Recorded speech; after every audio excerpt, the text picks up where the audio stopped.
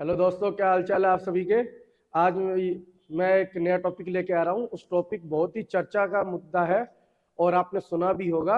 हालांकि इस टॉपिक को बनाने के लिए मुझे थोड़ा समय लगा, इस चीज़ के लिए मैं आपसे क्षमा प्रार्थी हूँ।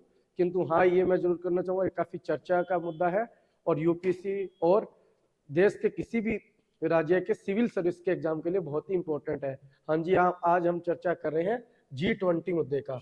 G20 आपने ये डेली न्यूज में सुना ही होगा कि इंडिया के अंदर अभी G20 समिट हुआ था। G20 अखबारों में, सोशल मीडिया, प्रिंट मीडिया पे। तो आज मैं ये आपको बताना चाहूंगा कि आखिर G20 है क्या और इंडिया में आज तक ये कब कब हुआ है और इंडिया में जो G20 अब का हुआ है उसके हमें क्या फायदे मिल सकते हैं या उसके क्या रिजल्ट सामने हैं। तो सबसे पहले मैं आपको बताऊंगा G20 का जो फुल फॉर्म है वो है ग्रुप 20। ग्रुप 20 का मतलब है कि ये 20 देशों का एक ग्रुप है। जैसे ब्रिक्स है, आपने नाम सुना होगा, ब्रिक्स है, वो BRICS, वो 5 देशों का ग्रुप है। इसी प्रकार G20 20 देशों का ग्रुप है।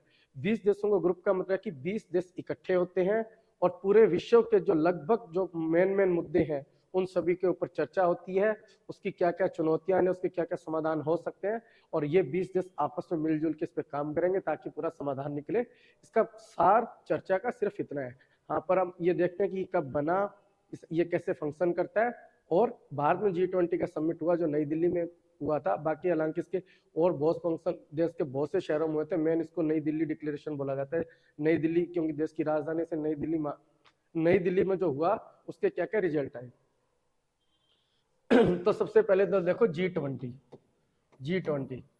देखो, हाल ही में जो भारत में G20 हुआ था, ये पूरा अभी तक का 18वां समिट था। 18वां। और भारत में ये पहली बार हुआ है। G20 का अभी तक का इतिहास का टोटल ये 18वां समिट है। मतलब 18 बार ऐसी मीटिंगें हुई है और जो 18वीं मीटिंग थी इंडिया के अंदर, मतलब इंडिया की धरती पर ये पहली मीटिंग थी। इसलिए इंडिया के लिए बहुत महत्वपूर्ण इवेंट था और इंडिया के लिए बहुत ज्यादा महत्वपूर्ण चर्चा में रहा भी इसलिए। ठीक है। और G20 का गठन क्यों किया गया, इसके पीछे थोड़ा हमें इतिहास में जाना होगा। तो सबसे पहले मैं आपको कोल्ड वार बता देता हूँ। शीत युद्ध हुआ था। शीत युद्ध का मतलब अमेरिका और रसिया के बीच में वैचारिक मतभेद हुआ था। एक तरफ पूंजीवादी ताकतें थी, दूसरी तरफ साम्यवादी ताकतें थी। इन दोनों के बीच जो वैचारिक मतभेद था उसको एक युद्ध का नाम दिया गया, उसको बोला गया शीत युद्ध।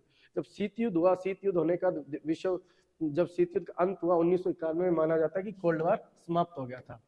और उसके बाद कोल्ड वॉर समाप्त होने के बाद एशिया के कुछ देश थे, उनके एशिया के कुछ देशों के अंदर वित्तीय संकट आ गया।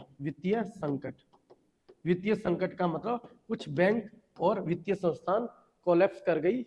और इसी कड़ी के अंदर 1990 के दशक में 1999 के अंदर G20 का सबसे पहली बार मीटिंग होती है।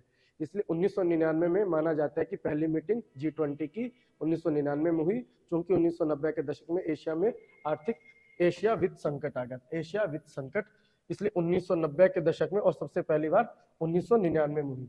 और 1999 में जब ये मीटिंग होती है तो इसके अंदर जो भाग लेते हैं देश के प्राइम मिनिस्टर या राष्ट्रपति नहीं लेते थे। उस समय केंद्रीय वित्त मंत्री या रिजर्व बैंक जैसे बड़े बैंकों के अध्यक्ष लेते थे। क्योंकि वित्तीय संकट हुआ था, इस वित्तीय संकट का समाधान भी वित्तीय जो बड़े अधिकारी वित्तीय मंत्री थे उनके द्वारा ही किया जा रहा था।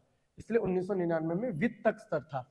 किंतु आपने सुना होगा जब 2008 के अंदर अमेरिका के अंदर सब प्राइम क्राइसिस आता है। सब प्राइम क्राइसिस का मतलब वहां प्रॉपर्टी के दाम एकदम बहुत ज्यादा बढ़ने का एकदम गिर जाते हैं, इससे बैंक फेल हो जाते हैं। उसको माना जाता है 2008 का सब प्राइम क्राइसिस। तो जब सब प्राइम क्राइसिस आता है तो अमेरिका मतलब सुपर पावर थी उस समय भी और आज भी है। तो इस वजह से पूरे विश्व में इस चीज की चर्चा होती है कि अमेरिका फेल हो गया। इससे पूरे विश्व की अर्थव्यवस्था पर नेगेटिव प्रभाव ना पड़े, इसी के मद्देनजर रखते हुए 2008 के अंदर पहली बार ऐसा हुआ कि जो G20 की मीटिंग होने लगी उसके अंदर वित्त मंत्री या केंद्रीय अधिकारियों के अलावा देश के प्रधानमंत्री या राष्ट्रपति भी आने लगे। जहाँ पे प्रधानमंत्री है वहां पे प्रधानमंत्री, जहाँ राष्ट्रपति है वहां पे राष्ट्रपति, हेड ऑफ द गवर्नमेंट, सरकार के मुखिया। जैसे भारत में हमेशा प्राइम मिनिस्टर इसके में भागीदारी लेने लगे। ठीक है। अमेरिका के सब प्राइम के पास सम्मेलन होने लगा राष्ट्राध्यक्षों का। ठीक है। और तीसरा पॉइंट ये है कि ये हमारे लिए क्यों इंपॉर्टेंट है। G20 आखिरकार इतना इंपॉर्टेंट क्यों मंच बन जाता है। G20 में यदि आप गौर से देखोगे तो G20 की इंपॉर्टेंस के पीछे माना जाता है कि पूरे विश्व की जीडीपी का 90%, और पूरे विश्व का व्यापार का 80%, और पूरे विश्व की पॉपुलेशन का 70%, और पूरे विश्व की भूभाग का लैंड जिसको बोलते हैं 60% प्रतिनिधित्व करते हैं। मतलब पूरे विश्व की जो जितनी भी जीडीपी है उसका 90% योगदान इन G20 देशों का है। पूरे विश्व में जितना भी व्यापार होता है उसका 80% व्यापार ये 20 देश मिलकर करते हैं।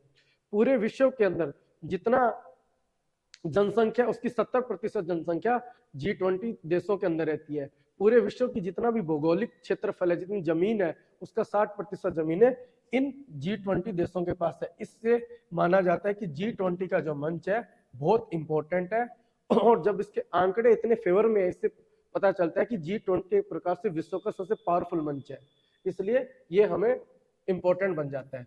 दूसरा ये कि भारत के अंदर जो G20 समिट हुआ, मैंने देखा बताया कि आपको G20 समिट भारत में होस्ट पहली बार हुआ है, इसलिए इंपॉर्टेंट ये बन जाता है कि भारत में जब G20 होस्ट हुआ तो सरकार ने इसका थीम क्या दी थी, मतलब किस भाव से इसको पेश किया गया था दूसरे देशों के सामने। तो इंपॉर्टेंट ये है कि हमारे जो मोदी जी ने जो थीम दी, मोदी जी ने G20 की थीम दी वसुधैव कुटुंबकम। वसुधैव कुटुंबकम का मतलब पूरा विश्व ही मेरा परिवार है, मतलब मैं पूरे विश्व में कोई भेदभाव नहीं है, हमेशा मैं एक परिवार के रूप में हम इस पूरे विश्व को देखते हैं।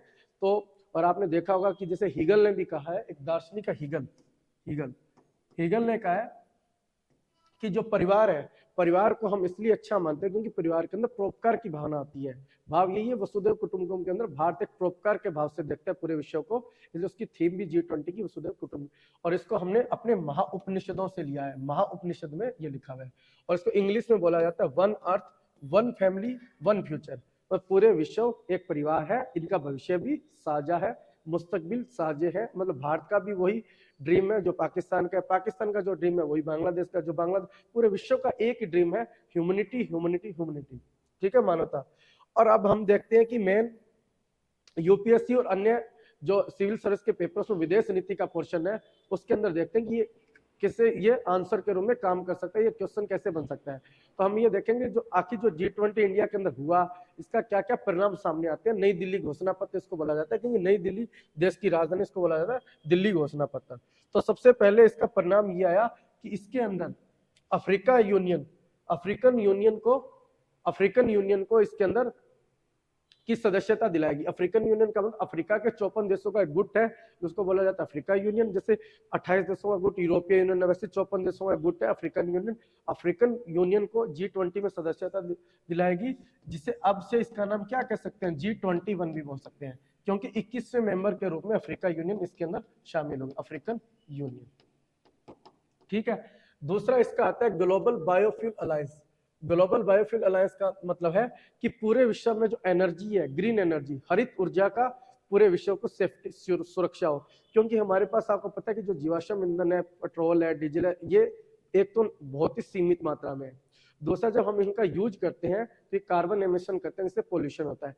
इन दोनों से निजात पाने के लिए हम नवीकरणीय ऊर्जा, ऐसी ऊर्जा की तरफ मूव करना चाह रहे हैं जो ऊर्जा हमेशा मिलती रहे और पर्यावरण को भी नुकसान ना पहुंचाए, जिसको हरित ऊर्जा भी बोला जाता है। उसको उसी के लिए एक अलायंस बनाया गया, गठबंधन है ग्लोबल, पूरे विश्व स्तर पर बायोफ्यूल अलायंस। तो ये बहुत इंपॉर्टेंट बन जाता है। एक है जो आपने देखा होगा चाइना की विदेश नीति है, चाइना की विदेश नीति में चाइना ने वन बेल्ट वन रोड की संकल्पना दी है, वन बेल्ट वन रोड।